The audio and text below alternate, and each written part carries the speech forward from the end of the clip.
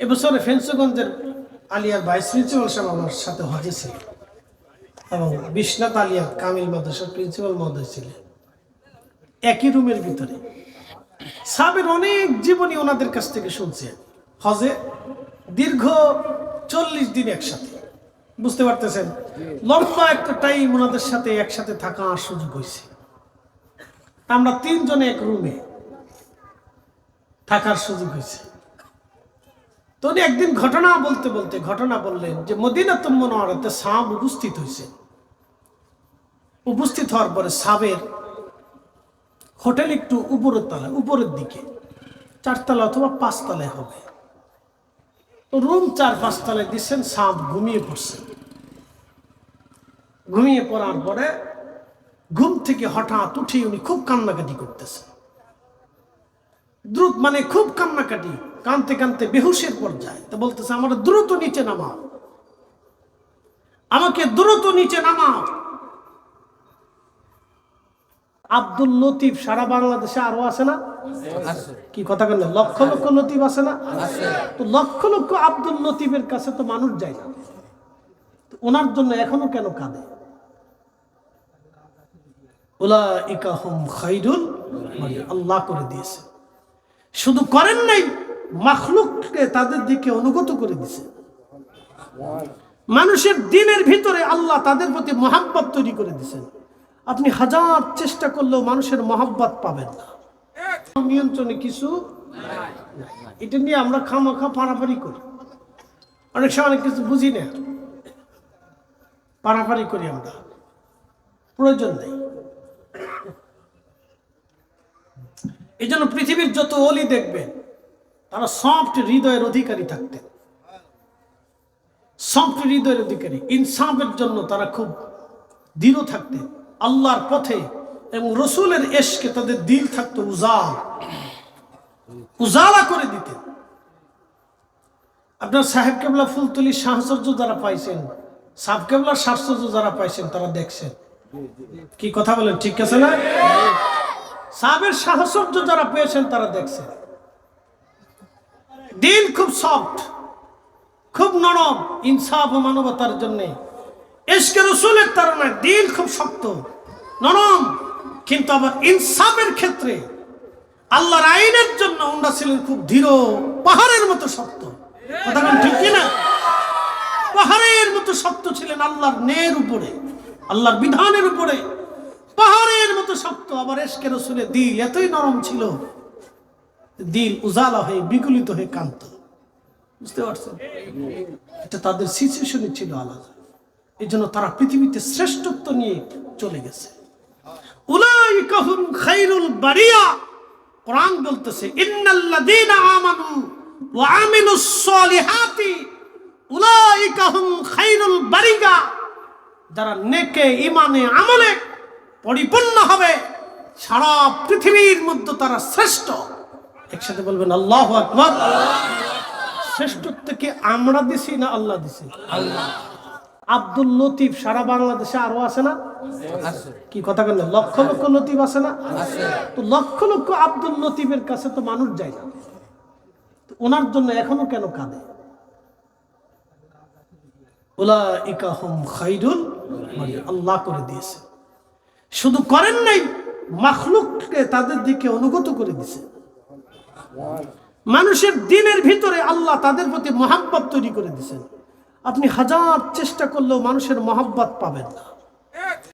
কি কথা কর না কেন? মানুষ একটা অদ্ভুত প্রাণী, মানুষ একটা অদ্ভুত আল্লাহর সৃষ্টি। হাজার চেষ্টা করলেও আপনি মানুষের ভালোবাসা পাবেন না। কিন্তু সাহেব কেবলা ফুলতলি ডাক দিলে লক্ষ লক্ষ মানুষ নিজের জীবনকে কুরবানি করার জন্য প্রস্তুত ছিল, এখনো আছে, আগামীতেও থাকবে। কথা বলেন ঠিক কিনা? তার অর্থ হলো মানুষকে আল্লাহ রাব্বুল আলামিন ওনার প্রতি মানুষের দিলকে রুজু করে দিয়েছে। উনি ইচ্ছা করে পারেন না, আল্লাহ করাই দিয়েছে। কথা ঠিক আছে না ভাই? আমরা ইচ্ছা করে পারি না, আল্লাহ করাই দেয়। এটা আল্লাহর দয়া। জোরে বলেন কার দয়া? আল্লাহর দয়া। কারণ ওরা আল্লাহকে খুশি করছে, আল্লাহ তার রসুলের গোলামি করছেন, খুশি করছেন। একসাথে বলবেন না সুবহানাল্লাহ। একটা বাস্তব ঘটনা শুনুন। এবছরে ফেন্সগঞ্জের আলিয়ার ভাইস প্রিন্সিপাল সাহেব আমার সাথে হজে ছিলেন এবং বিশ্বনাথ আলিয়ার কামিল মাদ্রাসার প্রিন্সিপাল মহোদয় ছিলেন। একই রুমের ভিতরে সাহেবের অনেক জীবনী ওনাদের কাছ থেকে শুনছে। হজে দীর্ঘ 40 দিন একসাথে, বুঝতে পারতেছেন, লম্বা একটা টাইম ওনাদের সাথে একসাথে থাকার সুযোগ হয়েছে। আমরা 3 জনে এক রুমে থাকার সুযোগ হয়েছে। তো উনি একদিন ঘটনা বলতে বলতে ঘটনা বললেন যে মদিনাতুল মুনাওয়ারাতে সাহাব উপস্থিত হয়েছে। উপস্থিত হওয়ার পরে সাহাবের হোটেল একটু উপরের তলায়, উপরের দিকে 4 তলা অথবা 5 তলায় হবে। তো রুম 4-5 তলায় দিচ্ছেন, সাহাব ঘুমিয়ে পড়ছেন। ঘুমিয়ে পড়ার পরে ঘুম থেকে হঠাৎ উঠে উনি খুব কান্নাকাটি করতেছেন। দ্রুত মানে খুব কান্নাকাটি, কানতে কানতে বেহুশের পর্যায়ে। তো বলতেছে আমার দ্রুত নিচে নামাও, আমাকে দ্রুত নিচে নামাও। সবাই তো আর সাহেবের রুমে যেতে পারে না, ওনার সহধর্মিণী সাথে আছেন। যাই হোক, উনি তারা দ্রুত গতিতে বললেন যে তাড়াতাড়ি নিচে নামাও। পরে সাহাব বললেন যে আমি উপরে আসছি। আল্লাহ রসুল আমাকে স্বপ্ন দেখায় বললেন, আব্দুল লতিফ তুমি উপরে কেন? তুমি মদিনাতে আসছো, তুমি উপরে কেন? একসাথে বলবেন আল্লাহু আকবার। কথা বুঝেন নাই মনে হয়? এটা তাজিমে রসুল, এসকে রসুল। আল্লাহ রসুল বলতেছেন তুমি উপরে থাকতে পারো না তো? আমি রাসূলুল্লাহ রওজা শরীফে, তুমি 5 তলার উপরে কেন? তাড়াতাড়ি নিচে আসো। সাহাব কেবলা কেঁদে কেঁদে হয়রান হয়ে গেলেন, বলতেছেন আমাকে দ্রুত গতিতে নামাও, আমি এখানে থাকবোই না। দ্রুত গতিতে পাগলের মতো নিচে নেমে চলে আসছে। একসাথে বলবেন আল্লাহু আকবার। এই ভাই আমার, তারা ইশকে রাসূল, আদম রাসূলের গলায় নিজেকে বিলীন করে দিতেন। এই জন্য আপনি হাজার মানলেও ইয়া নবী সালাম আলাইকে বললে আমরা বসে থাকতে পারবো না। আপনি আমাদের গাইলেন আর কাফের বলেন আর বেদাতি বলেন আর সেদাতি বলেন, যা বলেন না কেন, ও ছাতা দেখার সময় আমাদের নাই। আমাদের আকাবিররা আল্লাহ রাসূলকে দেখতেন, রাসূলের সাথে দিদার হতো। কথা বলেন ঠিক কিনা?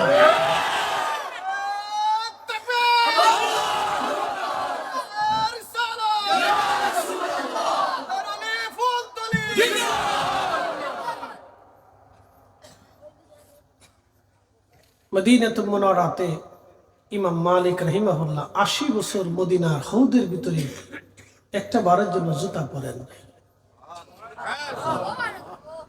একটা বারের জন্য জুতা পরেন নাই। নিজের থুতু পর্যন্ত মদিনার সীমানার মধ্যে কখনো ফেলেন নাই। আপনি বুঝতে পারতেছেন 80টা বছর একজন মানুষ নিজের থুতুটা মদিনার সীমানার ভিতরে ফেলেন নাই। আর আমার দেশের বেয়াদব ছেলেগুলি রসুলের দুরুদ আর সালাম নিয়ে ব্যঙ্গ করতেছে। মানুষের একটু সেন্স তো থাকা উচিত যে শব্দগুলি কার। আল্লাহুম্মা সাল্লি আলা সাইয়্যিদিনা মাওলানা মুহাম্মদ। আমার রসুলের নামের শব্দগুলি, সাইয়্যিদিনা মাওলানা, আমার রসুলের নামের লকাবগুলি তোর লজ্জা করা উচিত। তোদের বোঝা উচিত ছিল এই শব্দগুলির ভিতরে আমার রসুলের নাম জড়ানো। ইয়া নবী সালাম আলাইকা তোমার কাছে ভালো লাগে না, সেটা তোমার ব্যক্তিগত বিষয়, কিন্তু শব্দগুলির সাথে তো আমার রসুলের নাম জড়ানো। আচ্ছা বলেন তো, আপনি আমার মায়ের নামটা নিয়ে ব্যঙ্গ করলে আমার কলিজায় ব্যথা লাগবে না?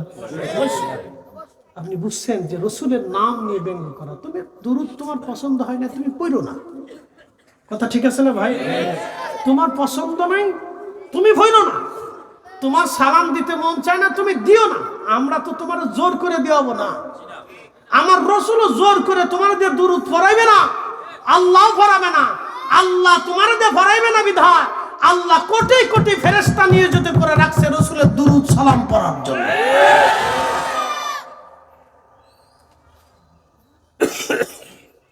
তাদের শিক্ষা ওইভাবেই মাদ্রাসাতে দেওয়া হয়, যার কারণে তারা ওইভাবেই শিখছে।